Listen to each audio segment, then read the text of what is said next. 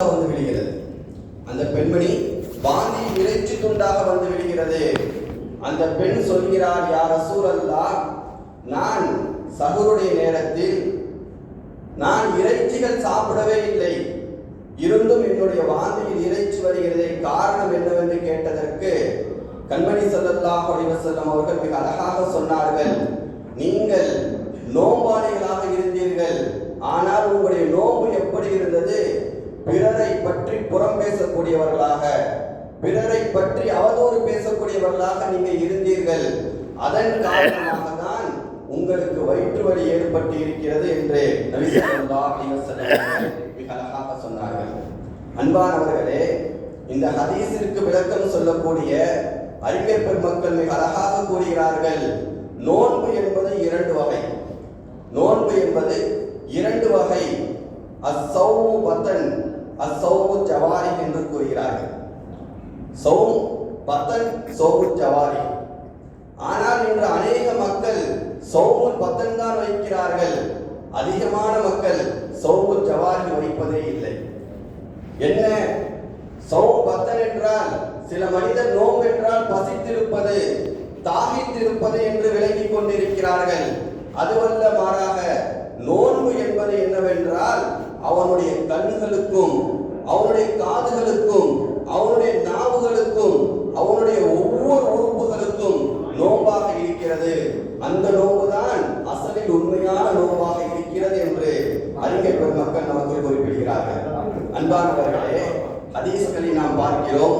புகாரி ஷரீஃபில் மிக அழகான ஒரு ஹதீஸ் கண்மணி ஸல்லல்லாஹு அலைஹி வஸல்லம் அவர்கள் மிக அழகாக கூறுகிறார்கள், அஸ்ஸியாமு வல் குர்ஆனு யஷ்ஃபஆனி லில். நோன்பும் குர்ஆனும் இருக்கிறதே, நாளை மறுமையுடைய நாளில் அல்லாஹ்விடத்திலே அந்த அடியாருக்காக வேண்டி அது பரிந்துரை செய்யுமா? நோன்பும் குர்ஆனும் அடியாருக்காக வேண்டி பரிந்துரை செய்யும் என்று சொல்லிவிட்டு நபி ஸல்லல்லாஹு அலைஹி வஸல்லம் அவர்கள் சொல்கிறார்கள், அஸ்ஸியாமு நோன்பு கூறுகிறது, ஐக்கி ரப்பி, யா அல்லாஹ் என்னுடைய ரஹ்மானே, கூறிவிட்டு அந்த நோன்பு இந்த அடியாரை பற்றி கூறுமாம், இன்னி மனஅத்து தாம, யா அல்லாஹ் இவனை நான் உணவுகளை சாப்பிடுந்து விட்டு தடுத்து வைத்திருந்தேன், வஷஹவாத் இன்னோடைய மனோ இச்சைகளை விட்டு இவனை நான் தடுத்து வைத்திருந்தேன், பின் நஹார் பகல் நேரங்களில் இவனுக்கு ஆசையான மனைவி அருகில் இருப்பார், நல்ல உணவுப் பொருட்கள் இவனுடைய வீட்டு ஃப்ரிட்ஜுகளிலும் இவனுடைய வீட்டு கிச்சன்களிலும் அதிகமான நல்ல உணவுகள் இருக்கும். ஆனால் நோன்பு வைத்திருக்கின்றேன் என்ற காரணத்திற்காக வேண்டி இதையெல்லாம் ஹலாலான நிலையிலும் கூட அதை நான் அவனை விட்டு தடுத்து வைத்திருந்தேன். எனவே இவனுடைய விஷயத்தில் இவனுடைய விஷயத்தில் என்னுடைய பரிந்துரையை நீ ஏற்றுக்கொள்வாயாக என்று நோன்பு நமக்காக வேண்டி அல்லாஹ்விடத்திலே மன்றாடும் என்று நபி ஸல்லல்லாஹு அலைஹி வஸல்லம் அவர்கள் சொன்னார்கள். இரண்டாவதாக நபி ஸல்லல்லாஹு அலைஹி வஸல்லம் அவர்கள் சொன்னார்கள், வல் குர்ஆனு, குர்ஆன் இருக்கிறதே அதுவும் இந்த அடியாருக்காக வேண்டி பரிந்துரை செய்யும். எப்படிப்பட்ட அடியார்கள்? சிந்தித்து பார்க்க வேண்டும். மனஅத்து நௌம ஃபில்லை, யா அல்லாஹ் இரவு நேரத்தில் இவனை நான் தூங்குவதை விட்டு தடுத்து வைத்திருந்தேன். இரவு நேரத்தில் அதிகமான இளைஞர்களை பார்க்கிறோம், தெருக்களிலும் முச்சந்திகளிலும் நின்று கூடி கூடி பேசிக் கொண்டிருக்கிறார்கள். ஆனால் குர்ஆன் நமக்கு எப்படி பரிந்துரை செய்யும்? இரவு நேரத்தில் தூக்கத்தை தடுத்து தராவீஹ் போன்ற அமல்களில், கியாமுல் போன்ற அமல்களில், இன்னும் ஏன பிற அமல்களில், குர்ஆனை ஓதக்கூடிய அமல்களில் எந்த மனிதர் ஈடுபட்டு இருப்பாரோ அந்த மனிதருக்காக வேண்டி குர்ஆன் நாளைக்கு அல்லாஹ்விடத்திலே சிபாரிசு செய்யும் என்று சொல்லிவிட்டு அந்த குர்ஆன் சொல்லுமாம், ஃபஷஃபிஇனி ஃபீஹி யா அல்லாஹ், யா அல்லாஹ் இவனுடைய விஷயத்தில் என்னுடைய பரிந்துரையை ஏற்றுக்கொள்வாயாக. ஃபஷஃபிஇனி, அல்லாஹ் தஆலா இந்த இரண்டு பெரும் அமல்களின் பொருட்டினால் அல்லாஹ் தஆலா இந்த பரிந்துரையை ஏற்றுக்கொள்வான் என்று ஹதீஸ்களில் நாம் பார்க்கிறோம். அன்பானவர்களே, நோன்பு என்றால் என்ன? அதிகமான மக்கள் என்ன விளங்கிக் கொண்டிருக்கிறார்கள்? சஹருடைய நேரத்தில் உணவை சாப்பிட்டு விட்டு நாம் தொழில்துறைக்கு போகிவிடலாம், நாம் நம்முடைய காரியங்களில் ஈடுபட்டு கொண்டிருக்கலாம். ஈடுபட வேண்டியதுதான். அதோடு சேர்த்து நம்முடைய நோம்புடைய காலத்திற்கு என்று செய்யக்கூடிய அமல்களை நாம் சரிவர செய்தோமே என்றால் அது அல்லாஹ்விடத்திலே மிகவும் உகந்ததாக இருக்கிறது. அன்பானவர்களே, சில உலமாக்கள், பெரும் பெரும் நாதாக்கள் அவருடைய கிதாபுகளில் மிக அழகாக எழுதுகிறார்கள், ஒரு மனிதனுடைய ஜும்மா சரியாகி விட்டதென்றால், வெள்ளிக்கிழமை இருக்கிறது அல்லவா, அன்று சுபுகிலிருந்து அன்று மகரிபு வரை, இல்ல முதல் நாள் மகரிபிலிருந்து அன்று மறுநாள் மகரிபு வரை எந்த ஒரு மனிதன் அந்த ஜும்மாவுடைய நாளை கண்ணியம் செய்ய வேண்டும் என்பதற்காக வேண்டி அந்த நாளில் என்னென்ன பிரத்யேகமான அமல்கள் எல்லாம் இருக்கிறதோ, சூரத்துல் கௌஃபை ஓதுவது, சூரத்துல் யாசீனை ஓதுவது, அதற்கு ஜும்மாவுடைய தொழுகைக்கு மிக வேகமாக பள்ளிக்கு முதலாவது மனிதராக வருவது, விரைந்து பள்ளிக்கு வருவது, பள்ளியை விட்டு கடைசியாக செல்வது, அதிகமாக தான தர்மங்கள் செய்வது என்று ஒரு மனிதன் இப்படி ஜும்மாவுடைய நாளை கண்ணியப்படுத்தினான் என்றால் அல்லாஹு தஆலா அவனுடைய ஒரு வாரத்தை இதை போன்று நல்ல அமல்களில் ஈடுபடக்கூடிய வாய்ப்பை அல்லாஹு தஆலா ஏற்படுத்தி கொடுப்பான். சொல்லிவிட்டு சொல்கிறார்கள், அதை போன்றுதான் ஒரு மனிதன் ஒரு ரமலானை இதை போன்று நல்ல அமல்களில் அவன் அந்த ரமலானை கண்ணியப்படுத்தினான், நல்ல விஷயங்களில் ஈடுபட்டான், நல்ல அமல்களில் அதிகமாக அவனை ஈடுபடுத்தி கொண்டான், அல்லாஹு தஆலா அந்த ரமலானின் பொருட்டினால் அவனுடைய ஒரு வருடத்தினுடைய வாழ்க்கையை அல்லாஹு தஆலா அதை போன்று நல்ல அமல்கள் செய்யக்கூடியவனாக நல்ல மனிதனாக அல்லாஹு தஆலா மாற்றி விடுவான் என்று பெரியார்கள் உலமாக்கள் நமக்கு குறிப்பிடுகிறார்கள். அன்பானவர்களே, இப்போது உங்களிடம் ஒரு கேள்வி இருக்கும், ஒரு மனிதனுடைய ஒரு வருடம் வாழ்க்கை சரியானால் போதுமா? ஆயுள் முழுக்க 70 வருடம் 80 வருடம் வாழ வேண்டியது இருக்கிறது. என்னுடைய ஆயுளில் ஒவ்வொரு நாளும் அல்லாஹ்விற்கு பிடித்த மாதிரி நான் வாழ வேண்டும் என்கின்ற கேள்வி ஒவ்வொருடைய உள்ளத்திலும் இருக்கும். அல்லாஹ் என்னுடைய வாழ்க்கையை பொருந்தி கொண்டானா, என்னுடைய அமலை பொருந்தி கொண்டானா என்று ஒவ்வொருடைய உள்ளத்திலும் கேள்வி இருக்கும். அதையும் உலமாக்கள் மிக அழகாக சொல்லித் தருகிறார்கள். ஒரு மனிதனுடைய ஒரு ஹஜ் சரியாகி விட்டது என்றால், ஒரு முறை வாழ்நாளில் ஒரு முறை செய்யக்கூடியவர்கள் இருக்கிறார்கள், பல முறை ஹஜ் செய்யக்கூடியவர்கள் இருக்கிறார்கள். ஒரு மனிதனுடைய ஒரே ஒரு ஹஜ் சரியாகி விட்டது என்றால் அவனுடைய வாழ்க்கை முழுவதையும் அல்லாஹ் தஆலா கபூல் செய்து கொள்கின்றான், அவருடைய வாழ்க்கை சரியாகி விடுகிறது என்று அறிஞர் பெருமக்கள் நமக்கு குறிப்பிடுகிறார்கள். ஆக அல்லாஹ்வின் நல்லடியார்களே, சொல்வதுடைய நோக்கம் இதுதான். எந்த விஷயமாக இருந்தாலும் அல்லாஹ்வுடைய பொருத்தத்திற்காக வேண்டி நாம் செய்யக்கூடிய மனிதர்களாக மக்களாக நாம் மாறிவிட்டோமே என்றால் அல்லாஹ் தஆலா அதன் பொருட்டினால் அதன் காரணத்தினால் நம்முடைய அனைத்து காரியங்களையும் அல்லாஹ் தஆலா லேசாக்கி விடுகிறான்.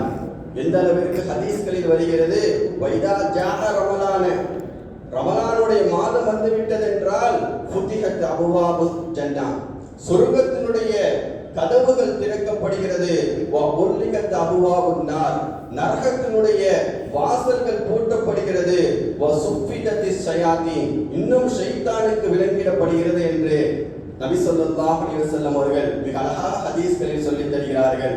ஆக அல்லாஹ்வின் நல்லடியார்களே, சைத்தானுக்கு விலங்கிடப்படக்கூடிய மாதம் தான் இந்த புனிதமான மாதம்.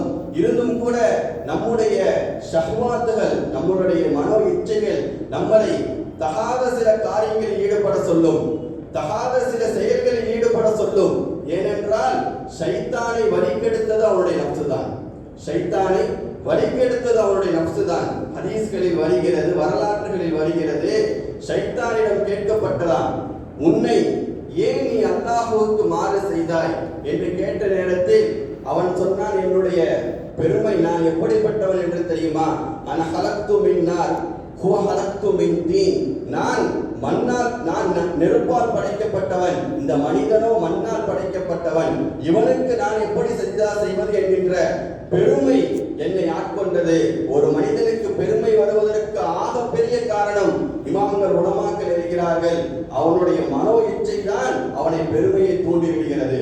அல்லாஹ் தஆலா நாம் எல்லாம் அல்லாஹ்வுடைய அர்வாஹுலாக அல்லாஹ்வுடைய இல்மிலே இருந்த நேரத்தில், அல்லாஹ்வுடைய சிந்தனையில் இல்மில் இருந்த நேரத்தில் அல்லாஹ் தஆலா ஒவ்வொரு படைப்பிடத்திலும் கேட்டானாம், நீ யார் நான் யார் என்று கேட்டானாம், நீ யார் நான் யார் என்று கேட்டானாம்.